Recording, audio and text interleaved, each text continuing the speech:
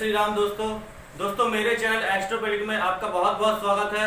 आज मैं आपको इस वीडियो में बताऊंगा दोस्तों कुंडली में कैसे अमावस्या दोष बनता है। इस अशुभ दोष के बारे में आज आपको बताऊंगा। यह योग के फल क्या है यह आपको बताऊंगा। लेकिन उससे पहले मैं आपको याद दिला दूं दोस्तों, मेरे चैनल से जुड़ने के लिए आप कृपया सब्सक्राइब ऑप्शन पर क्लिक कर दें और बेल आइकन को प्रेस कर दें, जिससे मेरी वीडियो बनते ही अपलोड होते ही आप तक आसानी से पहुंच जाए। आप मेरे चैनल के साथ अप टू डेट जुड़े रहें। और अगर मेरी वीडियो आपको पसंद आ रही हो दोस्तों तो कृपया करके आप लाइक करें और शेयर भी करें। दोस्तों आज मैं आपको बताऊंगा अमावस्या दोष कैसे बनता है कुंडली में। यह चंद्रमा और सूर्य की युति से बनता है।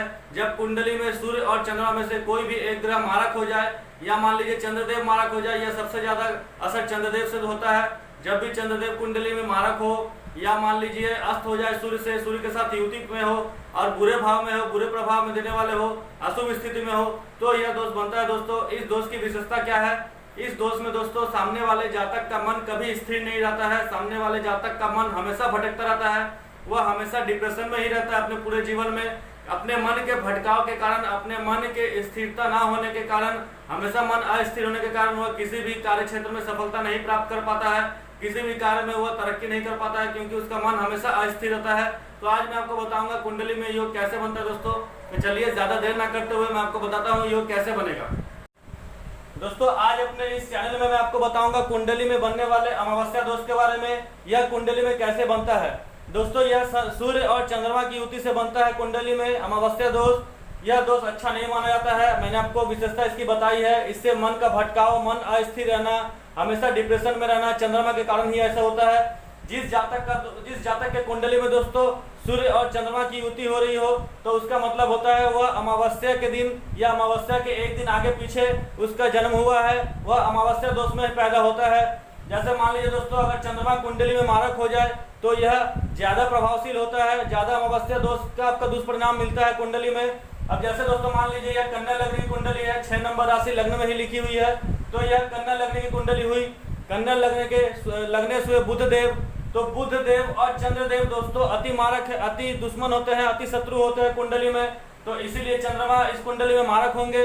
और सूर्यदेव भी दोस्तों इस कुंडली में मारक है क्योंकि सूर्यदेव की राशि सिंह राशि देखिए त्रिक भाव में है।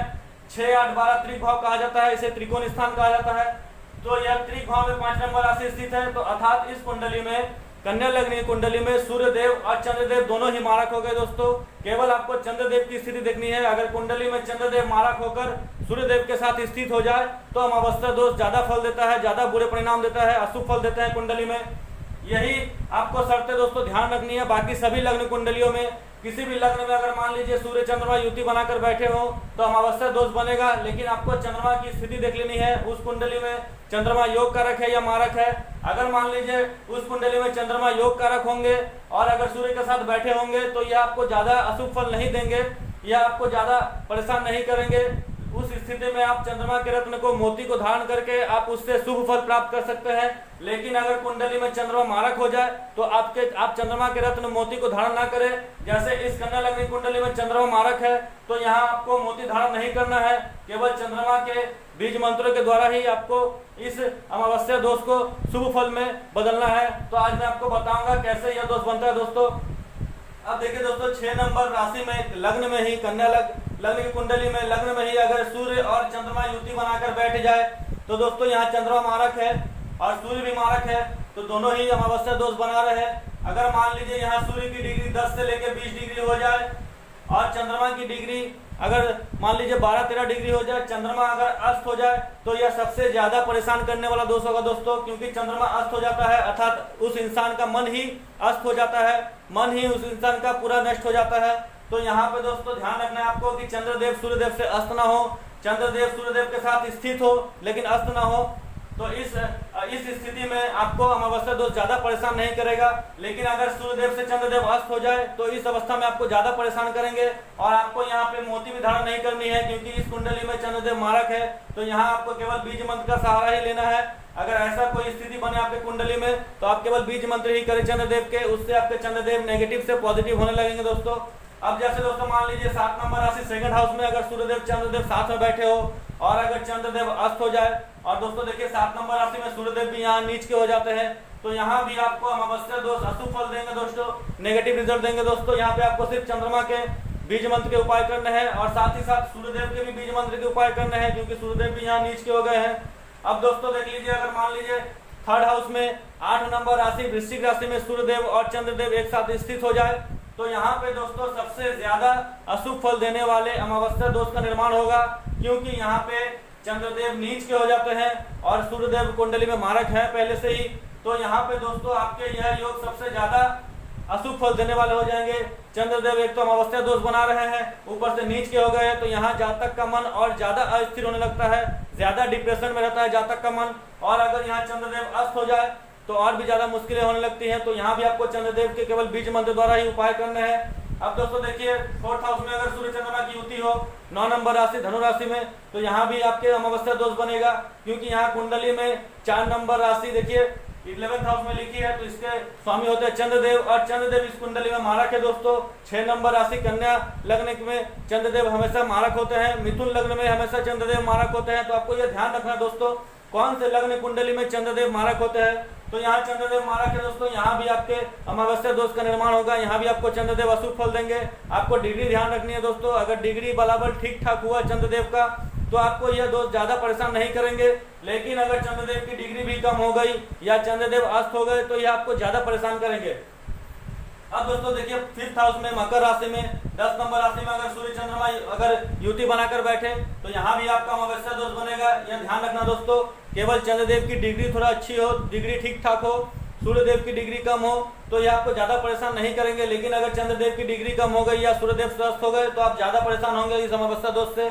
दोस्तों यहाँ पे देखिए, सूर्य चंद्रमा युति बनाकर अगर 6ठे हाउस में बैठे हो तो यहाँ भी आपका अमावस्या दोष बनेगा। 7th हाउस में अगर सूर्य चंद्रमा डिग्री युति बनाकर बैठे हो और डिग्री में अगर चंद्रदेव अस्त हो जाए, बलाबल में अस्त हो जाए या चंद्रदेव की अवस्था बलहीन हो, डिग्री में कम हो जाए तो यहाँ भी आपको अशुभ फल देंगे, यहाँ भी आपको चंद्रदेव ज्यादा परेशान करेंगे। दोस्तों यहाँ भी देखिए, अगर सूर्य चंद्रमा एक साथ बैठे हो तो यहाँ भी आपका अमावस्या दोष बनेगा। केवल आपको डिग्री में ध्यान रखनी है कि चंद्रदेव अस्त ना हो जाए सूर्यदेव से, या डिग्री का बल ठीक ठाक हो तो यहाँ चंद्रदेव आपको ज्यादा परेशान नहीं करेंगे। लेकिन अगर सूर्यदेव से अस्त हो जाए तो आपको चंद्रदेव परेशान करेंगे। अब दोस्तों देखिए, 9th हाउस में सूर्य और चंद्रमा एक साथ अगर युति बनाकर बैठे हो तो दोस्तों देखिए, चंद्रदेव 9 नंबर घर में वृषभ राशि में उच्च के हो जाएंगे। वृषभ राशि में चंद्रदेव उच्च के होते हैं, तो इस भाव में दोस्तों आपको ज्यादा परेशान नहीं करेंगे चंद्रदेव, क्योंकि यहाँ चंद्रदेव उच्च के है।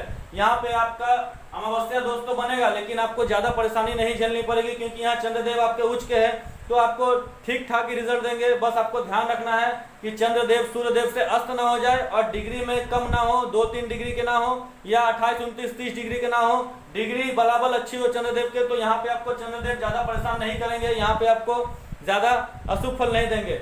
अब दोस्तों देखिए, अगर कर्म स्थान में 10वें भाव में सूर्य चंद्रमा बैठे हो तो यहाँ भी आपका अमावस्या दोष बनेगा। आपको केवल चंद्रदेव की स्थिति देखनी है, सूर्यदेव से अस्त ना हो, बराबर ठीक ठाक हो।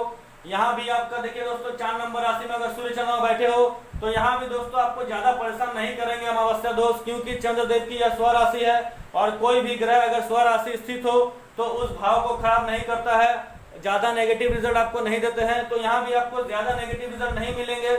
आपको नेगेटिव रिजल्ट, अशुभ परिणाम तभी मिलेंगे जब चंद्रदेव सूर्यदेव से अस्त हो जाए या डिग्री ठीक ठाक ना हो, 2 डिग्री, 3 डिग्री, 1 डिग्री हो या 28, 29, 30 डिग्री हो, तो यहाँ पे आपको परेशानी हो सकती है। अगर यह शर्त ना हो तो आपको चंद्रदेव ज्यादा परेशान नहीं करेंगे। अगर डिग्री ठीक ठाक हुई तो आपको ज्यादा अशुभ फल नहीं देंगे। अब दोस्तों देखिए, यहाँ भी आपका अमावस्या दोष बनेगा। सूर्य और चंद्रमा अगर 12th हाउस में बैठे हो सिंह राशि में तो यहाँ भी आपका अमावस्या दोष बनेगा दोस्तों। यहाँ भी आपको चंद्रदेव परेशान करेंगे, आपके मन से रिलेटेड लेके प्रॉब्लम करेंगे, मन कभी स्थिर नहीं रहेगा, मन हमेशा स्थिर रहेगा। बस आपको ध्यान ये रखना है, सूर्य से चंद्रदेव अगर अस्त हो गए तो आपको ज्यादा परेशानी होगी, या चंद्रदेव की डिग्री 0 डिग्री, 1-2 डिग्री हो, या चंद्रदेव की डिग्री 28, 29, 30 डिग्री हो तो आपको ज्यादा परेशानी होगी। अगर डिग्री ठीक ठाक हो, बल ठीक ठाक हो चंद्रदेव का, तो आपको उतना ज्यादा परेशानी नहीं मिलेंगे, अशुभ फल नहीं मिलेंगे। और एक बात दोस्तों ध्यान रखिएगा, 5 नंबर राशि देखिए 6, 8, 12 में है। 6, 8, 12 के स्वामी अगर 6, 8, 12 में ही बैठे हो तो यहाँ सूर्यदेव विपरीत राजयोग बनाएंगे दोस्तों। विपरीत राजयोग के योग कैसे बनते हैं मैंने आपको पहले बताया था। तो यहाँ ध्यान रखिएगा, अमावस्या दोस्तों आपका कुंडली में बनेगा, लेकिन अगर आपके सूर्यदेव 6, 8, 12 में बैठे हो, जैसे 11 नंबर राशि कुंभ राशि में, 1 नंबर राशि मेष राशि में, 5 नंबर राशि सिंह राशि में, इन तीनों भाव में से कोई भी भाव में अगर आपका अमावस्या दोष बन रहा है तो साथ में आपका विपरीत राजयोग भी बनेगा। बस कंडीशन यह है कि इस कुंडली में बुध देव योग कारक हो, बुध देव की स्थिति अच्छी हो, बुध देव भी 6, 8, 12 में ना हो, या बुध देव अपनी नीच राशि मीन राशि में ना हो। अगर बुध देव बली हुए तो यहाँ आपके अमावस्या दोष बनेंगे, लेकिन साथ ही साथ सूर्य देव विपरीत राजयोग भी बनाएंगे। दोस्तों आज मैंने आपको बताया है कुंडली में कैसे अमावस्या दोष बनता है। दोस्तों यह ध्यान रखिएगा, चंद्रमा की स्थिति आपको ध्यान रखनी है। तो आज के लिए इतना है दोस्तों। आपको इस लग्न कुंडली में यह भी ध्यान रखना है, आपको मोती धारण नहीं करनी है और ना ही माणिक्य धारण करना है। जिस कुंडली में बाकी 11 कुंडली जो होती है, 11 या 12 जो भी कुंडली में आपको यह दुष्परिणाम बनता हो, अमावस्या दोष बन रहा हो, और अगर चंद्रदेव कुंडली में योग कारक हो दोस्तों, तो ही आप उस अवस्था में चंद्रदेव को पावर देने के लिए मोती को धारण कर सकते हैं। अगर कुंडली में चंद्रदेव मारक हो, जैसे इस कन्या लग्न की कुंडली में चंद्रदेव मारक होते हैं, तो इस लग्न में या जिस लग्न में ही आपके चंद्रदेव मारक हो, उस लग्न में आपको मोती धारण नहीं करनी है। दोस्तों इस बात का ध्यान रखना है, चंद्रदेव योग कारक हो तभी आप मोती धारण करें। तो आज मैंने आपको बताया दोस्तों अमावस्या दोष कुंडली में कैसे बनता है। आज के लिए इतना ही, धन्यवाद। दोस्तों आज मैंने आपको बताया कुंडली में अमावस्या दोष कैसे बनता है। केवल आप सूर्य और चंद्रमा की युति देखकर ही ना समझ ले कि कुंडली में अमावस्या दोष बना है। आपको सिर्फ यह ध्यान रखना है, चंद्रमा की स्थिति देखनी है कि उस लग्न कुंडली में चंद्रमा योग कारक है या मारक है। अगर उस कुंडली में, उस लग्न में चंद्रमा मारक होंगे तो आपको अशुभ फल मिलेंगे, लेकिन चंद्रमा की डिग्री भी देख लीजिएगा, चंद्रमा की स्थिति भी देख लीजिएगा। अगर मान लीजिए आपकी कुंडली में चंद्रदेव योग कारक हुए और चंद्रदेव की स्थिति ठीक ना हुई, चंद्रदेव सूर्यदेव से अस्त हो जाए, तो आप उस स्थिति को सुधारने के लिए आप मोती धारण कर सकते हैं दोस्तों। लेकिन आपको यह ध्यान रखना है कौन से लग्न में चंद्रदेव मारक होते हैं, कौन से लग्न में योग कारक होते हैं, तभी उसके अनुसार ही आप मोती धारण करें। केवल सूर्य और चंद्र की युति से ही ना समझे अमावस्या दोष है। कभी कभी यह अमावस्या दोष दोस्तों अच्छे फल भी देने लगते हैं, आपको शुभ रिजल्ट भी देने लगते हैं। आपको यह भी ध्यान रखना है। बस आपको यह ध्यान रखना है कि चंद्रदेव सूर्यदेव से अस्त ना हो, यह सबसे ज्यादा अशुभ फल देने वाला हो जाता है। अगर चंद्रदेव अस्त ना हो, डिग्री ठीक हो, तो यह ज्यादा फल आपको नहीं देंगे, ज्यादा अशुभ परिणाम नहीं देंगे, आपको ज्यादा परेशान नहीं करेंगे। इसी को आपको ध्यान रखना है, शर्त को आपको ध्यान रखना है दोस्तों। तो आज के लिए इतना ही। जय श्री राम, धन्यवाद।